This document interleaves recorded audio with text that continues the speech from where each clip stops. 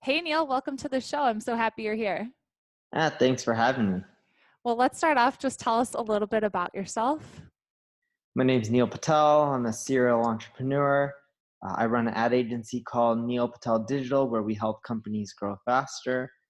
I blog at neilpatel.com on marketing and sometimes entrepreneurship. And other than that, yeah, I've created a few other companies in the past and just continually cranking along. That's the modest version. Awesome. Well, how did you get your start in entrepreneurship? Well, when I was 16, or technically 15 and a half, but it's roughly all the same, I was trying to find a high paying job. So I was browsing the internet, I was on monster.com. I couldn't find a high paying job that paid six figures. I didn't have a college degree. I didn't have any certifications. So what I did was I decided to create a replica of monster.com because they're making hundreds of millions. I'm like, that's what you do when you can't create a job or get a job. You create your own job board.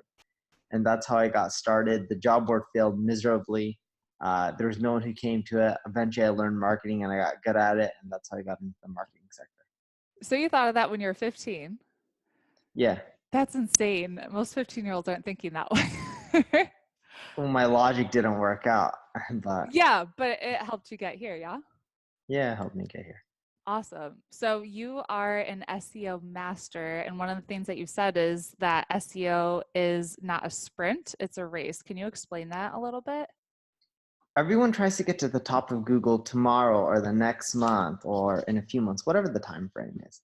The problem with SEO is algorithms keep changing. It's harder and harder. More people resort to paid ads. And the reason SEO is effective, if you do this right, is because if you put the user first and you do what they want, and that means you're thinking about them in the long run. What's the best user experience? What kind of content do I need to create? In other words, you're not putting the search engine first, you're putting the user first, and you have for the long haul. Eventually, you will rank higher. Awesome. So no keyword stuffing. Actually talk to a human. Yeah, talk to a human. It's hilarious because it's like everyone's like, how many of this? I want to rank for this keyword. How many times I need to put it in the page? I'm like, not really that often. Google and other search engines, even Bing, they're sophisticated enough to know what the page is on without you putting that keyword 20 times. For sure. So how many times do you think we should put a keyword within a blog post? Whatever seems natural. I Okay. always stick with the user first because if you're talking about dog food, hypothetically, I'm just making this up, you're going to talk about dog food, lean dog food to make people lose weight, dog food to help people gain weight, organic dog food. Like you're going to talk about all variations of it, assuming your article or your content or your landing page is thorough. And Google and other search engines will notice that. And the pages that are the most thorough, that provide the most value to users, they'll rank the highest in the long run. What do you consider thorough? So what would be like a good word count? So most people look at it as, hey, if you want to rank on the first page, the average study shows it's like almost around or somewhere around there, 1,900 words. Mm. But I look at it as, it doesn't matter if you have 500 or you have 5,000. Did you cover that topic thoroughly enough where someone doesn't need to go anywhere else to find the information? A good example of this is, let's say I have a post on making a pizza. You just don't talk about the step-by-step instructions. You talk about how do you make the dough? What packets do you buy? Does water quality affect the taste of the dough? Is water from New York different than water from California?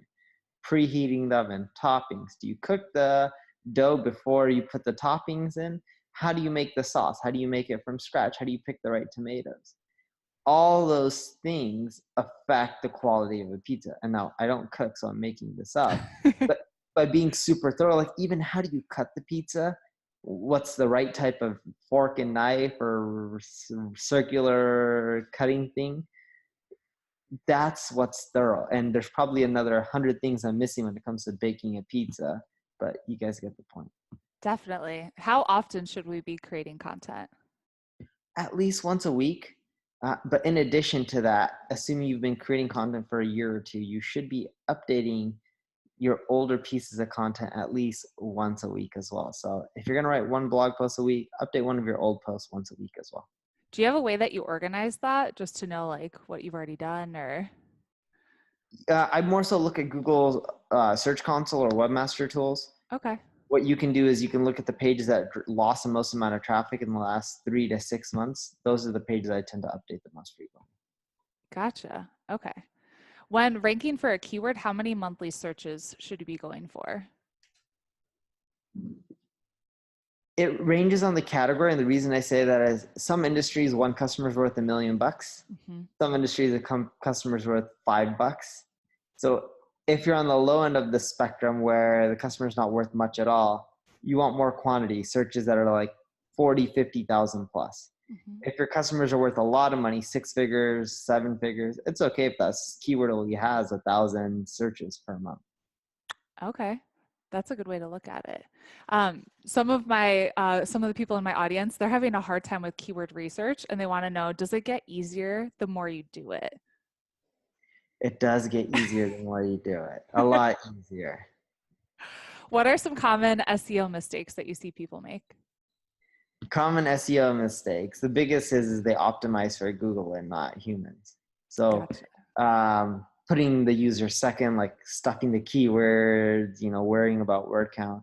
The second big mistake that I see people making in SEO is they're going after links because they're like, oh, links is the best way to get rankings. What we found is building a brand is the best way to get rankings. So like similar to Facebook, Google doesn't want fake news. They want to rank brands higher. Eric Schmidt has an amazing quote on how brands are the solution. The third mistake that we're seeing is people are not updating their content. They're only focusing on new content, but they don't realize that there's over 1 billion blogs. So Google has their prime pickings of content. So the ones who update it the most frequently are the ones who are going to do better, right? Maintaining the old stuff so that way it's still relevant. I think that tip is gold right there of making sure you're updating old stuff. That's amazing. What do you think is changing in online marketing? What trends do you see coming up in 2019? Voice search is big. It'll be 50% of the searches by 2020, according to ComScore. So Mhm. that's going to be a huge change. The other thing is globalization is going to start really kicking. SEO is very competitive in the English language. It's not competitive in Hindi. It's not competitive in Spanish. It's not competitive in Portuguese.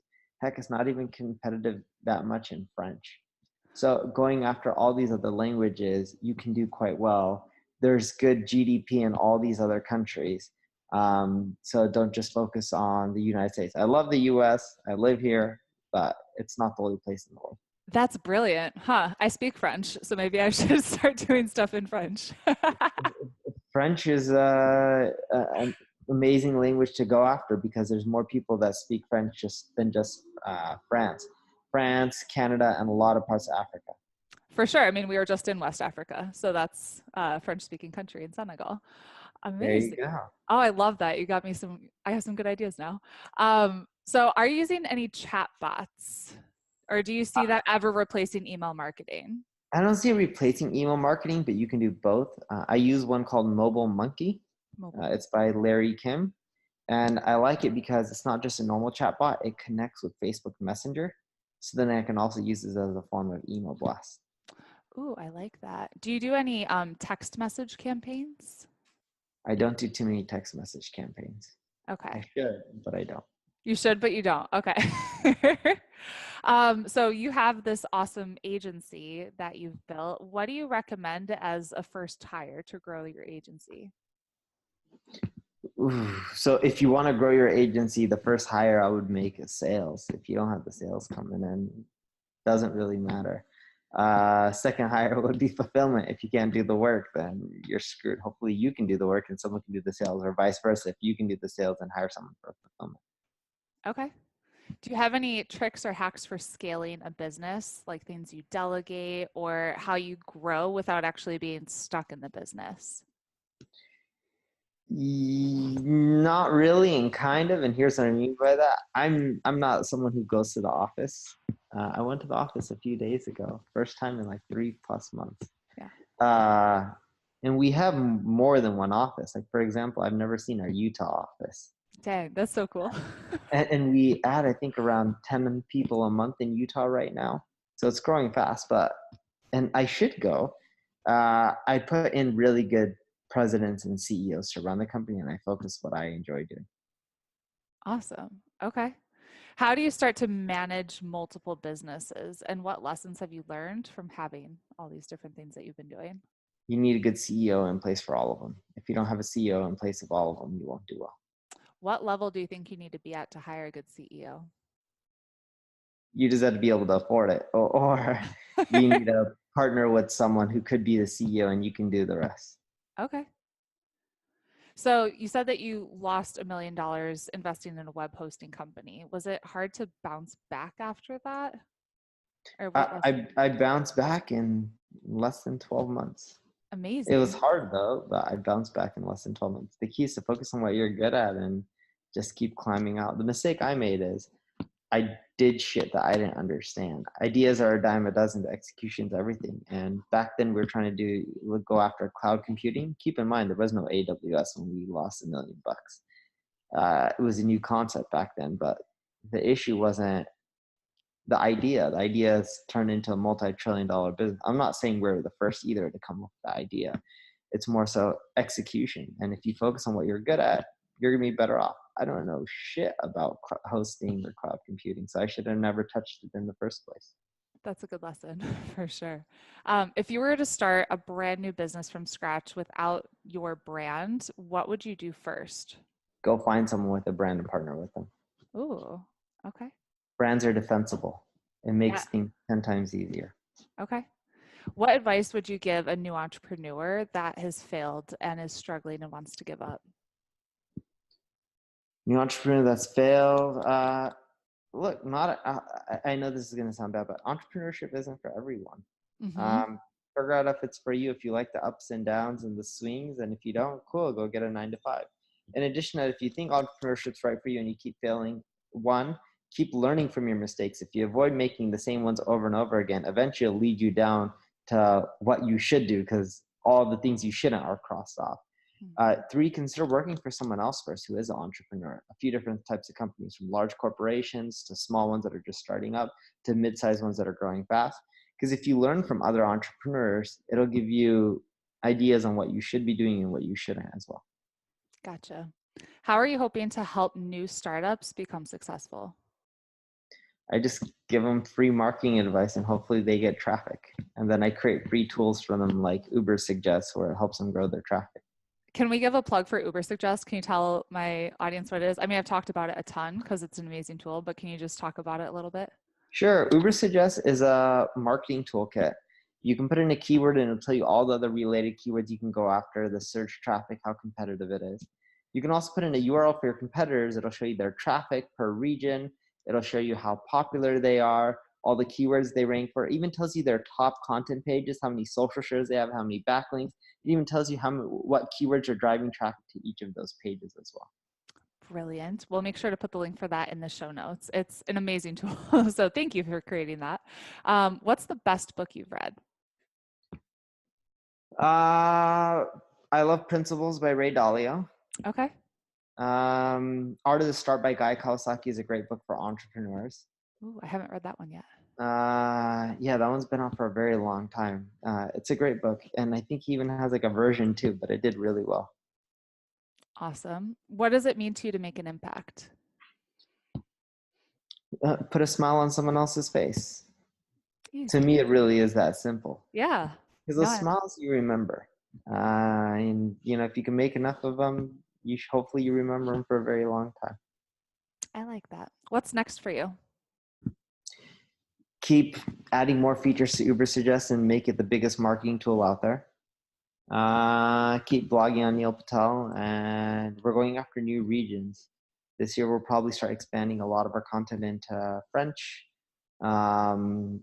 We're also started doing a lot of content in Hindi, so going after the Indian market. But yeah, just continue expanding.